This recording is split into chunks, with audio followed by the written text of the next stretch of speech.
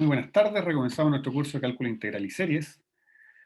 Seguimos en el capítulo 2, integral de Riemann. En la última clase justamente lo que hicimos fue introducir la integral de Riemann, que les recuerdo, venía de la idea de formalizar la noción de área, en particular la noción de área que hay bajo una curva, ¿cierto? Entre la curva f y el eje de las x. Entonces vimos que cualquier noción de área que tengamos tenía que satisfacer ciertas cosas. Primero, que tenía que ser positiva. Segundo, que tenía que satisfacer esto, que a trozos distintos le diera áreas, el área de la unión de los dos trozos disjuntos fuera la suma de las áreas, y además que para un rectángulo el área fuera simplemente el producto de sus lados. Eso era como nuestra definición base. De eso uno podía sacar cosas como que había cierta monotonía del área. Y con eso en mente nosotros dijimos, bueno, cuando yo tengo esta función, por ejemplo, x cuadrado, si yo agarro un intervalito donde yo quiero calcular el área bajo la curva y lo divido en pedacitos, yo puedo hacer rectangulitos. Y puedo hacer rectangulitos por abajo de la curva y puedo hacer rectangulitos por encima de la curva. Y aquí hay una afirmación que un poco es como de deseo, con una componente de deseo, de decir, chuta, si yo empezar a hacer cada vez más divisiones, yo esperaría que estos cuadraditos se parezcan cada vez más a la función y estos también.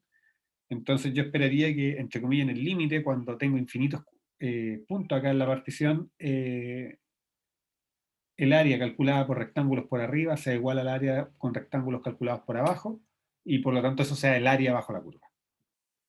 Y eso que está ahí es esencialmente lo que formalizamos con la integral de Riemann. Para ello introdujimos la noción de partición, que era dado un conjunto AB. Una partición era un set de puntos que estaban metidos dentro de ese intervalito. Este set de puntos siempre parte en A, siempre termina en B, y es una cantidad finita. Y cuando mirábamos nosotros la partición, por ejemplo, acá tengo A, acá tengo B, y voy a hacer simplemente dos puntos más. Entonces, este sería x0, x1, x2 y x3. Uno mira las distancias, uno mira esa distancia y esa distancia, y a la más grande de todas esas le llama el paso de la partición. O sea, en este caso, el paso de la partición está dado por ese valor que está ahí, la distancia que hay entre x3 y x2. Después, dijimos que el conjunto de todas las particiones que habían entre A y B le íbamos a llamar P caligráfica de AB, que era un conjunto muy, muy grande, les decía yo, porque tiene todos los conjuntos finitos que yo puedo hacer con elementos entre A y B, y como entre A y B hay infinitos elementos, tengo infinitos conjuntos, así que es un conjunto muy, muy grande. Y cuando yo tomaba dos particiones cualquiera, íbamos a decir que una era un refinamiento de la otra, en el caso que la Q incluyera, la primera incluyera la segunda, o sea, P, Q refinamiento de P, si Q incluye P. Después de eso, introdujimos el concepto de suma superior y suma inferior, y para ello lo primero es decir, mira, yo tengo mi intervalito particionado, y ahora en cada uno de estos pedacitos, lo que yo voy a hacer es mirar la imagen de estos pedacitos. ¿Eso qué significa? Yo voy a mirar, voy a hacer el monito acá abajo mejor. Entonces, vamos a hacer así, y voy a hacer dos nomás. Entonces acá tengo mis tres pedacitos, tengo mi partición, este sería x0, x1, x2 y x3, y mi función está por acá arriba, supónganse por ahí, una función muy, muy suave. Lo que yo voy a hacer es tomar este pedacito y mirarle su imagen, y mirarle su imagen significa mirar el set de puntos, si se fijan, un poquito más abajo acá. Esta es la imagen, ese intervalito de ahí es la imagen a través de esta función que está acá, de este intervalito que está acá. ¿Sí? Yo miro y todos los valores que toma f cuando se pasea por este intervalito están contenidos en ese pedazo. ¿Sí? Y a este intervalito de R le voy a calcular su supremo, que en este caso, ¿cierto?, sería un valor por acá arriba, y su ínfimo, que es un valor por acá abajo. Si f fuera súper buena onda, por ejemplo, continua, f va a alcanzar su máximo y su mínimo, y yo les diría simplemente, miren, este mi es el mínimo de la función en el intervalo, y este m grande es el máximo de la función en el intervalo. Pero como a priori no queremos suponer que f sea continua, entonces no podemos saber que el mínimo y el máximo se alcanzan, lo que voy a hacer es mirar la imagen del intervalito a través de f y calcularle el ínfimo y el supremo. Y con esos elementos voy a llamar las sumas inferiores, las que calculo multiplicando ese mi por el ancho del intervalito en que estoy, y las sumas superiores, las que obtengo cuando uso m grande I por el ancho del intervalito. Y si se fijan, cuando estoy haciendo con m chica i, que sería este valor de acá, estoy calculando el área de un rectángulo que está abajo, y cuando uso m grande I, estoy calculando el área del rectángulo que queda por arriba. O sea, le agrego esa área a ese rectángulo. Y esencialmente a lo que yo aspiro es que el área que encierra la función en este intervalito está contenida, es más grande que el área azul y es más chica que el área azul más el área verde. ¿Ok? Ese es el espíritu de lo que estamos haciendo. Dicho eso, después vimos que cuando yo tengo estas definiciones se cumplen ciertas propiedades, como que por ejemplo las sumas inferiores son siempre más chicas que las sumas superiores para alguna partición dada, natural. Una la estoy haciendo con el ínfimo, la otra con el supremo. El ínfimo siempre es más chico que el supremo. Cosa menos natural, eh, pero muy importante para lo que hicimos después fue ver que si yo tengo un refinamiento de P, entonces la suma inferior del refinamiento es más grande, o sea, las sumas inferiores van creciendo a medida que refino, las sumas superiores, por el contrario, van decreciendo a medida que refino, y eso no hace mucho sentido porque uno espera que cuando yo refino, la integral, digamos, el área que le estoy aproximando en función por abajo crezca al área real y la por encima se achica al área real. Entonces, pero bueno, eso había que probarlo y lo probamos. Y después vimos una cuestión que a mí me gusta mucho, porque aquí realmente, si bien la demostración era sencilla, si se acuerdan, es un hecho más interesante, es decir, mira, para cualquier par de particiones, no necesito que una sea un refinamiento a la otra, resulta que la suma superior es más grande que la suma inferior de la otra partición. O sea, las sumas superiores mayoran a las sumas inferiores. Y viceversa, las sumas inferiores para cualquier partición son más chicas que todas las sumas superiores para cualquier partición. ¿Sí? Y con eso en mente, nosotros podíamos definir la integral inferior y la integral superior de f en un intervalito, y la integral inferior iba a ser el supremo de sus sumas inferiores. Les recuerdo que a medida que refino, estas sumas iban creciendo, así que tiene sentido tomarle supremo. Y al revés, a medida que refino, estas sumas se iban achicando, entonces tiene sentido tomarles ínfimo. Y ese valor, cuando le tomamos ínfimo a todas las sumas superiores, es lo que llamamos la integral superior. Y finalmente dijimos que una función era integrable si estos dos números coincidían, porque ojo, estas dos cosas son números en R, y en tal caso ese valor común lo denotábamos simplemente como la integral entre A y B de f sin rayita abajo ni rayita arriba. Para que esto tuviera sabor, vimos en la clase pasada que la clase de funciones integrales no era vacía, porque al menos la función constante es integrable en cualquier intervalito, y su integral es justamente la constante por el largo del intervalo. Y como les decía, eso es un mínimo de consistencia interna. Nosotros dijimos que para los rectángulos el área tenía que ser esta. Bueno, y si la función C forma un rectángulo entre A y B, digamos, ¿cierto? Yo quiero decir lo siguiente, si lo que tengo es eso, acá tengo A y acá tengo B y esto vale C, bueno, ahí formé un rectángulo, esa área ya la conozco, eso vale C por B menos A. Y lo que vimos fue que, bueno, justamente el proceso que describimos antes de sumas inferiores y superiores resulta en este caso, y el valor que le asigna a esta integral es exactamente ese valor que es el que corresponde al área bajo esa función constante. Pero vimos también que el conjunto de las funciones es más grande estrictamente que el conjunto de las funciones integrables. Existen funciones que no son integrables y el ejemplo es medio sacado de la manga porque es una función rara, una función que en todos los racionales vale 1 y en todos los irracionales vale 0. ¿Sí? Si uno la mirara, si quisiera hacer el gráfico de esta función, se ve como así. Ahora, si uno hiciera una lupa ahí, lo que vería es que hay huequitos entre los racionales que no están llenos, porque en esos puntos está valiendo acá abajo, en los irracionales vale 0. Bien, eso fue lo que vimos en la clase pasada. Hoy día lo que vamos a hacer es seguir estudiando la noción de integrabilidad y vamos a caracterizar algunas funciones integrables.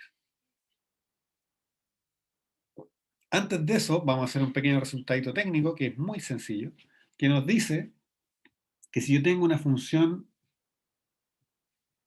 definida en un intervalito y acotada en ese intervalo, eso quiere decir que hay un m minúscula que queda siempre por debajo de f y un m mayúscula que queda siempre por arriba de f, en ese caso, la integral inferior y la integral superior, perdón, la integral inferior y la superior están acotadas, siguen esta cadena de acotamientos. Ahora, ojo, que eso siempre se tiene. Y ojo con otra cosa. F puede no ser integrable, pero estos bicharracos siempre existen. ¿Y por qué siempre existen? Porque están definidos como ínfimos y supremos sobre conjuntos no vacíos y acotados. Y eso es lo bonito de la teoría, de que en principio esto que está acá es un objeto que yo siempre lo puedo trabajar con él, siempre lo puedo tomar. Siempre existe. ¿Sí? Pueden no coincidir, exacto. De hecho, en este caso particular nos pasaba que la integral superior era 1 y la integral inferior era 0. Perfecto, no coinciden, así que la función no es integrable, pero en cualquier caso yo sí podía calcular integral superior y podía calcular integral inferior. Ok, y la demostración de esto es extremadamente sencilla. Uno se da una partición cualquiera. Me tomo una partición cualquiera y les decía, nos tomamos una partición de las particiones entre A y B. Y entonces nosotros sabemos lo siguiente, que para esa partición la suma inferior de f en p está acotada por abajo por la suma, perdón, por arriba por la suma superior de f en p. Eso nosotros lo sabíamos. ¿Ok? Ahora, ¿qué es lo que ocurre? Fíjense lo siguiente, que ¿cuánto vale la suma inferior? Eso es por definición la suma del ínfimo para x en, voy a escribirlo así, el intervalo i de f de x multiplicado por xi menos xi menos 1. ¿Sí? Eso es esa es la definición de suma inferior. Ahora, ¿qué es lo que ocurre? Que fíjense que f está acotado por abajo por m. F siempre es más grande que m, entonces el ínfimo de los valores que puede tomar f es mayor o igual que m también. Así que esto que está acá, yo lo puedo acotar inmediatamente por la suma de los de m, digamos sin índice, de m por xi menos xi menos 1. Esto es de igual 1 hasta n.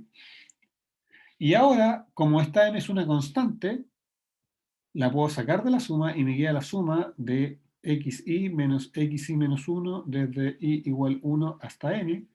Y eso que está ahí es una hermosa suma telescópica y eso es simplemente el último menos el primero, o sea, m veces b menos a. Porque es xn menos x0, sabemos que xn es b, sabemos que x0 es a.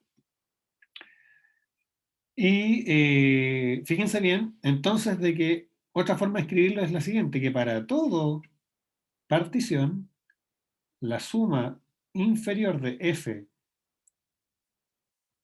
b, eso es más grande que m por b menos a. Así que si eso vale para todo p, entonces vale para su supremo, ¿cierto? Entonces esto implica que la integral inferior de f entre a y b es más grande que m por b menos a. ¿Ok? Ya, la otra desigualdad, esencialmente de la misma manera, si uno toma la suma superior de f sobre p, esto es por definición el supremo para x en el intervalito de f de x, y eso multiplicado por intervalito i, por el ancho del intervalito i, xi menos xi menos 1. Si yo sé que f es siempre más chica que m, bueno, esto que está acá va a ser siempre más chico que m, y toda esta suma va a ser más chica que m veces la suma de xi menos 1. De nuevo, por propiedad telescópica, esto me queda menor o igual que m factor de xn menos x0, y eso es lo mismo que decir m factor de b menos a. Y si esto lo tengo para cualquier suma superior, lo tengo en particular para el ínfimo, así que esto me dice que la integral superior de f entre a y b es más chica que m por b menos a. Ahora solo nos queda la desigualdad al medio, ¿cierto? Que esa se tiene siempre, estando definida la función. Y la demostración la podemos hacer de la siguiente manera. Por último, nosotros sabemos que para cualquier par de particiones que vivan en las particiones de AB, se cumplía que la suma inferior de F con P era más chica que la suma superior de F sobre Q. ¿Sí? Las sumas inferiores son siempre más chicas que las sumas superiores. Y dicho eso, fíjense que ahora tengo el lado derecho, esto que está acá no depende de P. No importa el P que yo ponga, esto es cierto. Entonces eso me dice que yo tengo derecho a tomar supremo. El supremo sobre P en P de S de F, P es más chico que S de F, Q. Pero esto que está al lado izquierdo es justamente lo que nosotros llamamos la integral, perdón, inferior de F entre A y B es menor o igual que la suma superior de F sobre Q sobre cualquier partición. Fíjense que esto es válido ahora para toda partición. Y resulta que esto que está acá no depende de Q, así que si yo tomo ínfimo sobre Q, esto que está acá es más chico que el ínfimo también. ¿Sí? Dicho de otra forma, esto es una cota inferior del conjunto de sumas superiores cuando yo muevo Q, así que es más chica que su ínfimo también, porque el ínfimo es la mayor de las cotas inferiores. Así que de acá, esto me implica que la integral inferior sobre A y B de F es más chica, tomando ínfimo, aquí tengo que colocar ínfimo sobre Q, que la integral superior entre A y B de F. Y ahí están las tres desigualdades que queríamos probar. Queríamos probar que la suma inferior, perdón, que, fíjense bien, queríamos probar que M por B menos A era más chica que la integral inferior, ¿sí? La primera. Después queríamos probar que la integral superior era más chica que M grande por B menos A. Y finalmente queríamos probar esta al medio, ¿sí? Probamos las tres desigualdades, así que el lema es cierto. Ya. Continuamos. Esto que está acá, este teorema, es re interesante porque nos da una caracterización de las funciones integrables que no pasa por calcular la integral inferior y superior.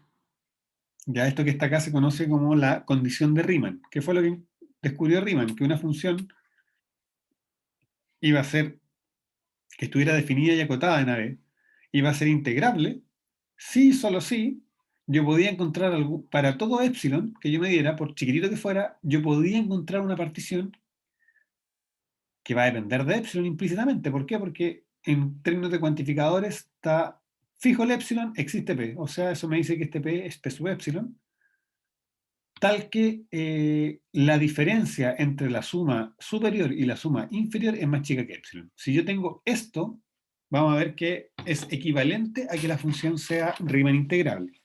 ¿Ya? Entonces, vamos a demostrarlo por doble implicancia. Entonces, supongamos que f es Riemann integrable.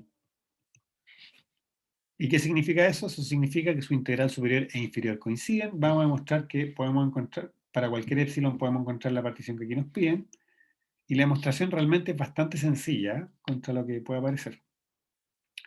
Entonces, sea un epsilon mayor que 0, yo sé que existe una partición P tal que, de hecho no la voy a poner P, le voy a poner una partición Q1. Van a ver por qué. Una partición Q1 tal que si yo le pregunto la diferencia entre la suma superior de f en Q1 menos su integral superior, eso sea más chico que epsilon medios.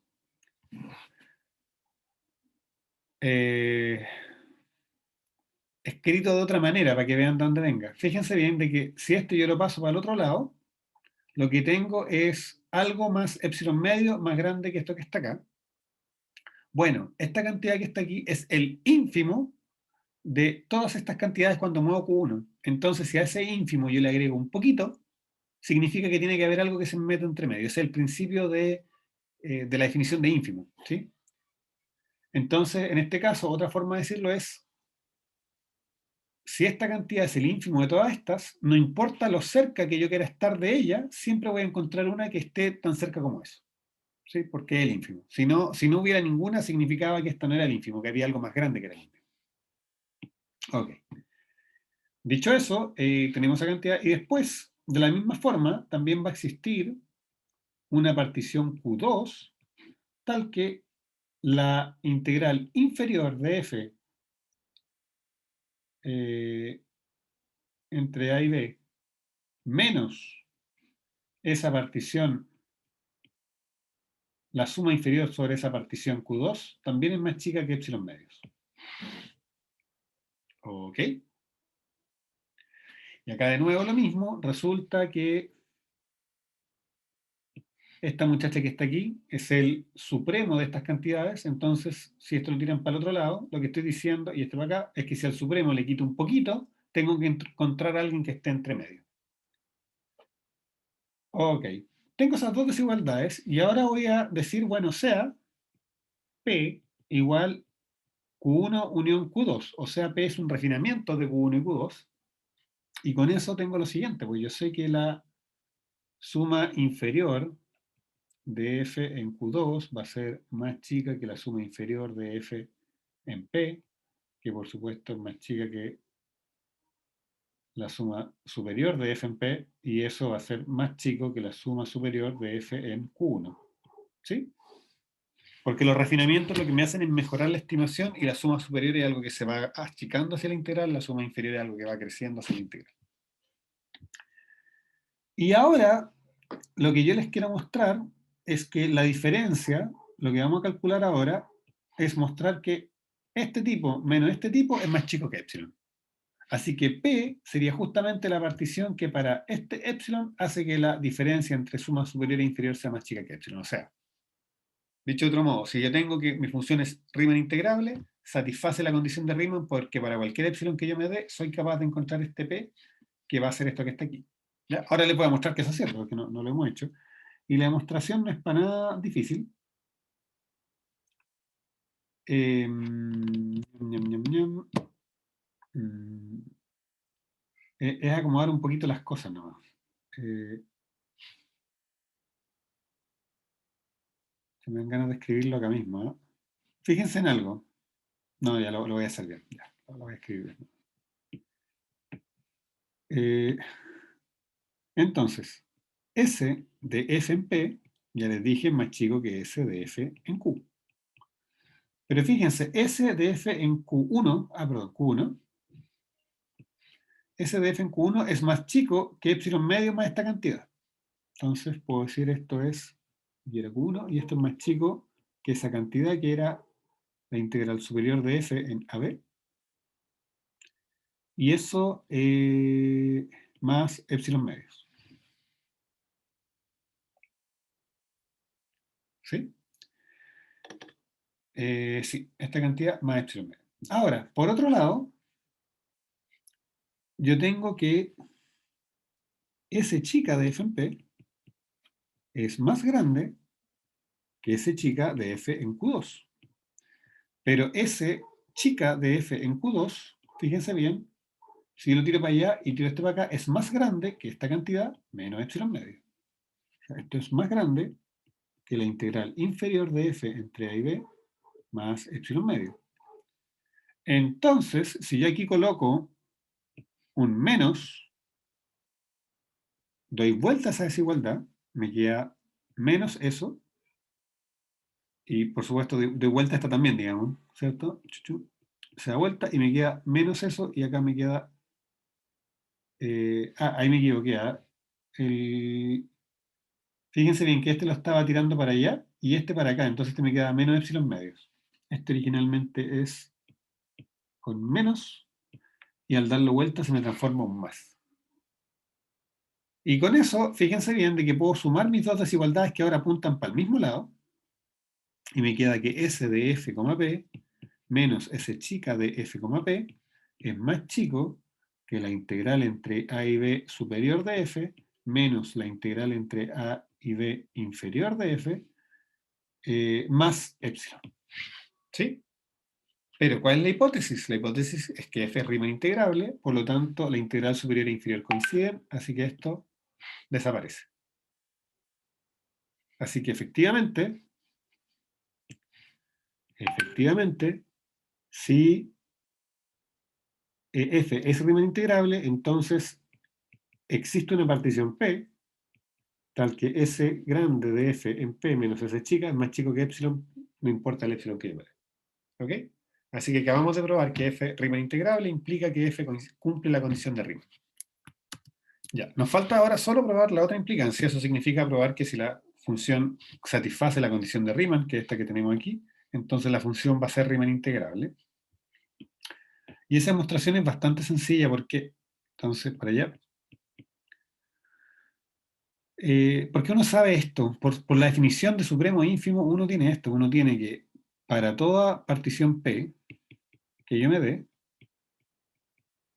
se satisface que la integral superior de f entre a y b es más chica que la suma superior de f en p, porque la integral superior es un ínfimo. Y sabemos además que esto domina la integral inferior. Y sabemos también de que eso domina la suma inferior. Para cualquier p pasa eso. Uno tiene esas desigualdades. Les decía que nosotros tenemos esto por definición. Y ahora les voy a hacer un monito. Fíjense bien que... No, antes del monito. Además, sabemos que para todo epsilon, yo puedo encontrar una partición tal que S de f, p menos S chica de f, p, eso es más chico que epsilon. Y aquí es súper importante entender las cosas gráficamente.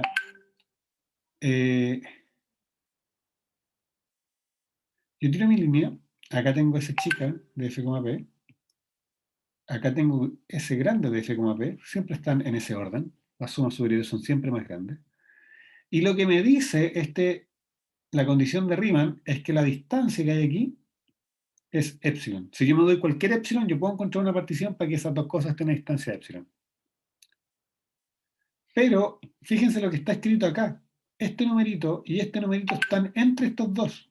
O sea, en alguna parte aquí, está la integral inferior, en alguna parte acá está la integral superior. ¿Ok? O sea, si yo sé que, bueno, si yo sé que la distancia entre este muchacho y este muchacho es menor que epsilon, bueno, la distancia entre estas dos también. Entonces, fíjense que esto implica entonces que la distancia entre la integral superior entre a y b de f menos la integral inferior entre a y b de f, eso es más chico que epsilon. Y mírenlo bien. Para todo epsilon, esta distancia es más chica que epsilon. Y esto que está acá, estos numeritos, no dependen de b. Porque estoy de acuerdo, en principio, para todo epsilon yo tengo esta desigualdad, pero para una p fija. Yo me doy un epsilon y encuentro una partición. Me doy un epsilon más chico, encuentro otra partición. Pero resulta que este numerito y este numerito son independientes de la partición que yo estoy mirando. No importa la partición que yo haya fijado. Lo único que le importa, la conclusión que obtenemos es que para el epsilon que yo me dé, estos dos números están a distancia menor que epsilon. Bueno, y la única forma que eso puede ocurrir es que estos dos números sean iguales. ¿Sí? Porque dos números distintos justamente están a una distancia positiva. Entonces, si estos dos números fueran distintos, hay un epsilon lo suficientemente pequeño donde esto no es cierto. Pero como esto es cierto para cualquier epsilon que yo me dé, lo único que puedo concluir es que estos dos muchachos son iguales.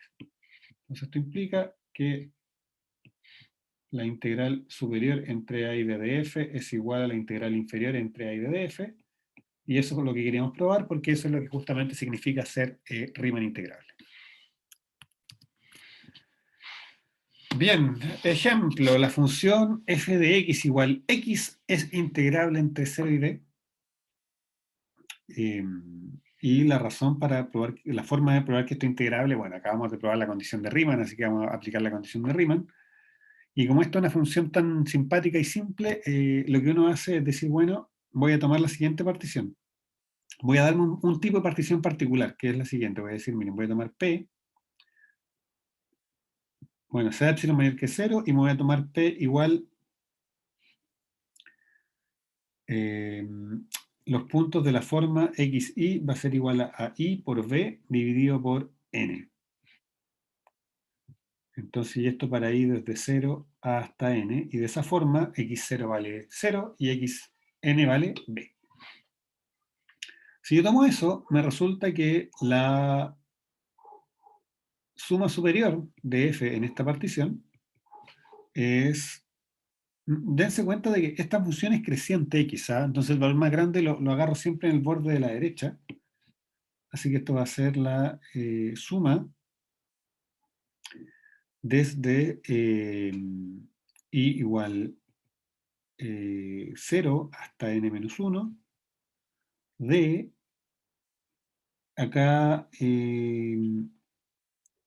los intervalitos que voy a tomar tienen esta forma, son de la forma xi más 1 menos xi, ¿sí? Entonces cuando estoy en 0 es el x1 menos el x0, y como les digo, esta función es continua. Ustedes saben que la función x igual a x es continua. Nosotros ya vimos que una función continua alcanza su máximo en un intervalo cerrado y acotado, y en este caso, como es creciente, el valor más grande que toma la función f de x en un intervalito, voy a decir el monito, ¿eh? Esa es mi función. Si yo me paro en cualquier punto y miro este intervalo, el valor más grande es el que tengo a la derecha, así que esto va a ser simplemente xi más 1. ¿Ok? Y ahí uno hace un calculito y dice, bueno, ¿qué cosa es xi más 1? Esto es simplemente la suma desde i igual 0 hasta n menos 1 de i más 1 por v partido por n, y eso multiplicado por la diferencia entre dos de estos muchachos, que es simplemente v partido por n. O sea, esto no es otra cosa, mírenlo bien, que v cuadrado partido por n cuadrado multiplicado por la suma desde i igual 0 hasta n menos 1 de i más 1. Y ahí uno puede hacer un cambio de índice, ¿ah? Y esto se me transforma en b cuadrado partido por n cuadrado, la suma desde i igual 1 hasta n, le sumé 1 afuera, así que le quito 1 adentro. Ya. Eso es la suma superior. ¿Qué pasa ahora con la suma inferior en esa partición? La suma inferior es más o menos lo mismo, desde i igual 0 hasta n menos 1, con la diferencia que ahora el mínimo es a la izquierda, entonces va a ser en el xi por xi más 1 menos xi, y eso no es otra cosa que decir la suma desde i igual 0 hasta n menos 1 de b por i partido por n por v partido por n, o sea, b cuadrado partido por n cuadrado, la suma desde i igual 0 hasta n menos 1 de los i. ¿Por qué estoy haciendo esto? Porque yo, para probar que algo es integrable, tengo que probar que satisface la condición de Riemann. Y lo que voy a hacer ahora, que estas particiones en particular tienen una gracia, que a medida que yo hago n más grande, hago la partición más fina, hago más divisiones. Una forma de hacer más divisiones, de refinar estas particiones, simplemente tomando n más grande. Entonces, como dependen de un puro parámetro, es fácil jugar con ese n para que la diferencia entre estas dos sea pequeña. De hecho, en este caso, si hago la diferencia entre s grande y s chica, entre suma superior y suma inferior, me doy cuenta, fíjense bien, que en ambos casos tengo un factor bn cuadrado común, y en una tengo la suma desde i igual 1 hasta n de i, y en otro tengo la suma desde i igual 0 hasta n menos 1 de i. Y esta es la misma suma en distintos índices, pero esencialmente se cancelan casi todos los términos, salvo el último y el primero, pero el primero es 0, así que me sobrevive solo el último. Esto es b cuadrado partido por n, perdón, por n cuadrado por n, entonces esto es lo mismo que b cuadrado partido por n. Como nosotros sabemos que b cuadrado partido por n, esa sucesión se va a 0, tiende a 0 cuando n tiende a infinito, Si yo me doy cualquier epsilon y quiero encontrar una partición cuya suma superior menos su suma inferior sea más chica que epsilon, simplemente tengo que hacer n lo suficientemente grande. ¿Sí? De hecho, este juego lo hemos hecho un montón de veces, pero yo puedo decir, bueno, si yo quiero que b cuadrado partido por n sea más chico que epsilon, simplemente tomo n más grande que b cuadrado partido por epsilon cajón inferior más 1. ¿Sí? Entonces aquí estoy súper explícitamente dando cuál es la partición x espaciada, ¿sí? Con paso n, donde n satisface esta cota, la que me hace que la diferencia entre la suma superior y la suma inferior sea más chica que epsilon. Entonces continuamos, y ahora vamos a probar un teorema fuerte, un teorema importante. Vamos a mostrar que toda función monótona, eso quiere decir que sea creciente o decreciente, es integrable. Como el caso de creciente o creciente se hacen igual, voy a hacer solo uno, voy a hacer el caso creciente y se van a dar cuenta que es muy parecido al ejemplo que acabamos de hacer. Muy, muy parecido. Entonces, sin perder generalidad, f creciente en AB.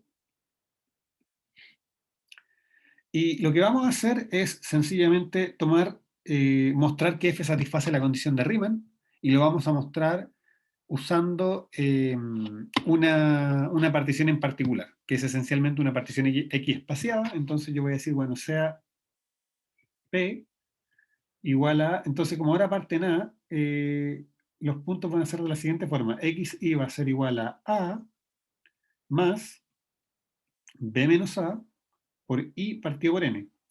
Entonces cuando I vale 0, estoy en A; cuando I vale en N, estoy en A más B menos A, o sea, B.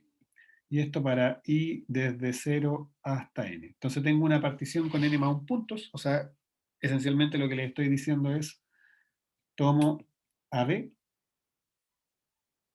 tomo el intervalo AB y lo divido en N pedacitos iguales.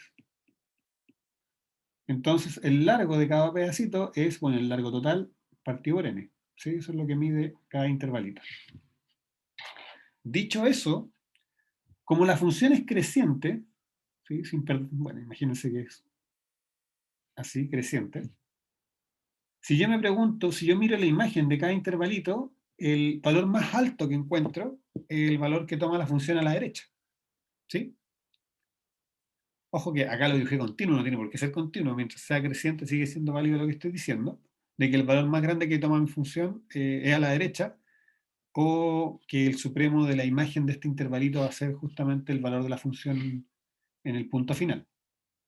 Dicho eso, uno tiene entonces que la suma superior de f en esta partición es simplemente la suma desde i igual 0 hasta n menos 1 de f en el punto de la derecha, o sea, xi más 1, por el paso a la partición, que como en este caso es todo igual, esto es simplemente b menos a partido por n.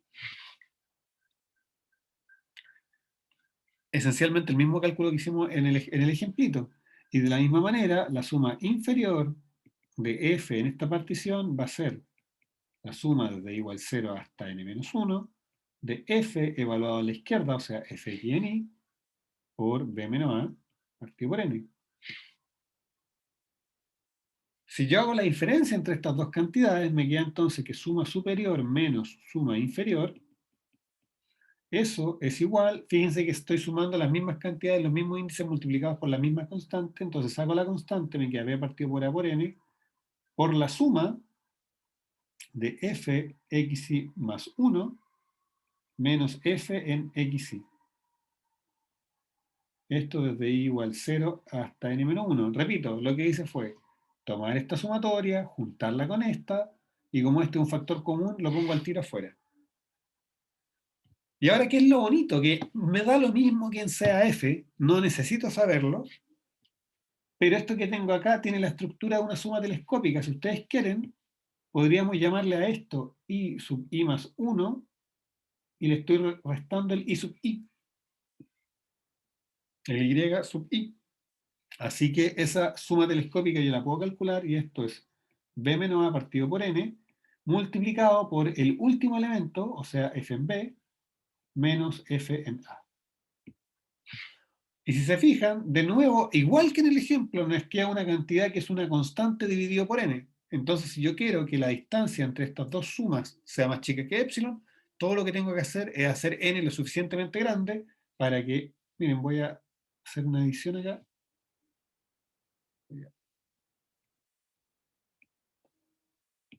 La magia de la modernidad. Entonces les decía, si yo quiero que esta distancia sea más chiquitita que algún epsilon, todo lo que tengo que hacer es tomar el n lo suficientemente grande para que cuando yo divido esta constante por n, eso me dé más chico que epsilon. Pero eso lo puedo hacer igual como lo hice en el ejemplo anterior. Así que conclusión, toda función monótona satisface la condición de Riemann, por lo tanto toda función monótona es integrable. Y con eso vemos que la clase de funciones integrables ya incluye a todas las funciones monótonas. Eso es, son hartas funciones. Por ejemplo, la exponencial, ¿cierto? En un intervalo es creciente, así que perfecto, integrable. El logaritmo es creciente, es integrable.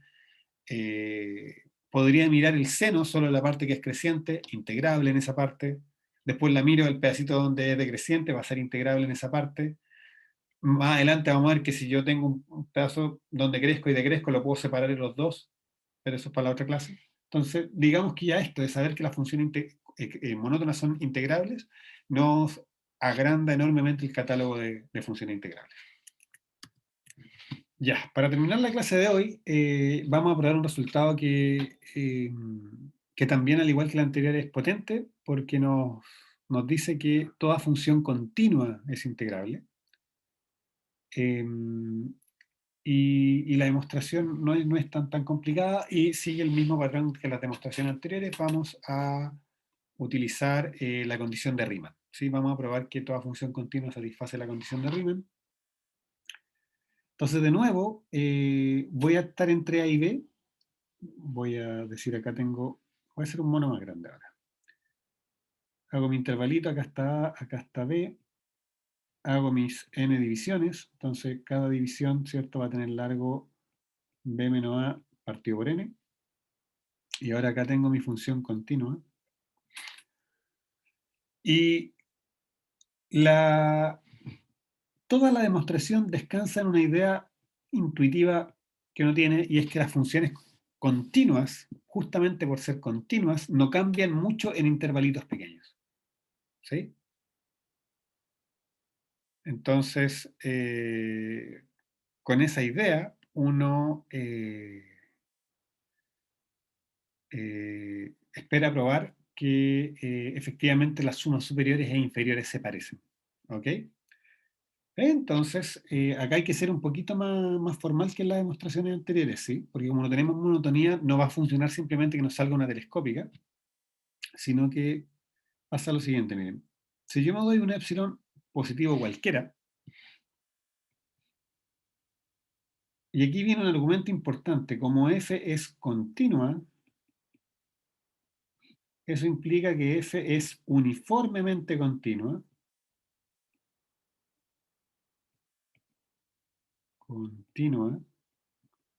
en AB, porque AB es un intervalo cerrado y acotado. Eso lo demostramos, que una función continua en un intervalo cerrado es uniformemente continua. Ahora, yo sé que eso es un concepto que todavía les resulta nuevo y que no se nota mucho la diferencia, pero quizá acá se vaya aclarando de que esto significa de que existe un delta positivo tal que para todo par que viva en A y B, tal que la distancia sea menor que delta, eso implica que la distancia de las imágenes es más chico que epsilon. ¿Ok? Entonces, fíjense bien, fijamos el epsilon y eso nos fija un delta. Y ahora que hemos fijado un delta, voy a fijar un n. Entonces voy a decir sea n tal que b menos a partido por n es más chico que delta. ¿Qué estoy haciendo? Estoy diciendo mi mallado, mi partición del intervalo es tan fina que cuando yo me paro en cualquier intervalito y miro dos puntos, esos dos están a distancia menor que delta. Y eso va a implicar que la distancia de las imágenes de esos dos puntos está a distancia menor que epsilon. Ahora, ahora que ya tengo eso, vamos a fijarnos lo siguiente, miren.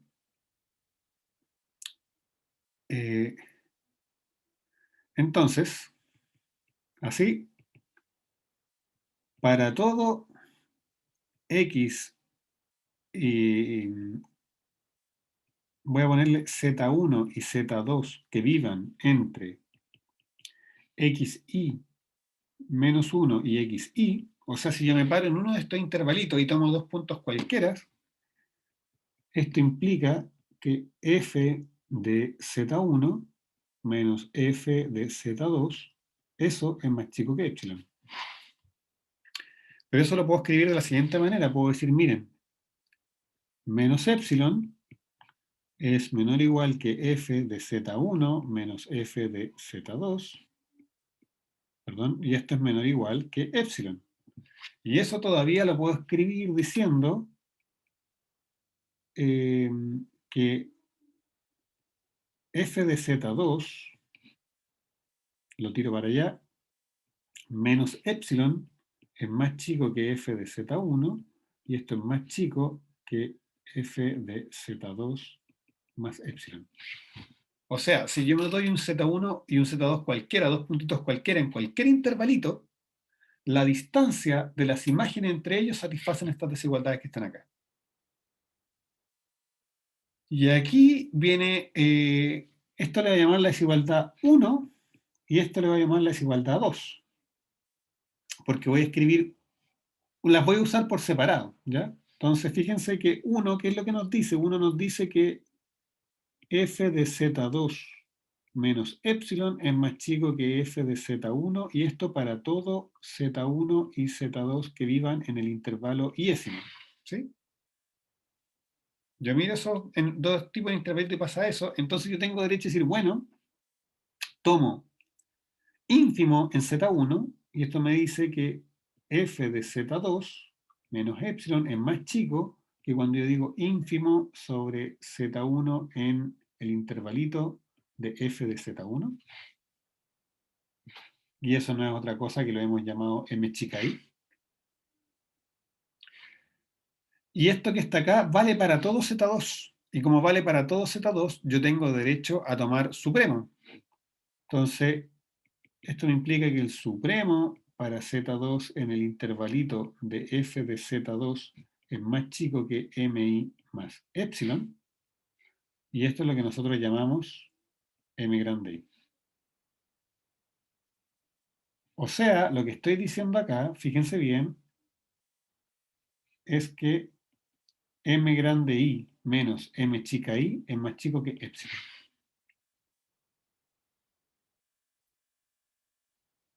¿Ok?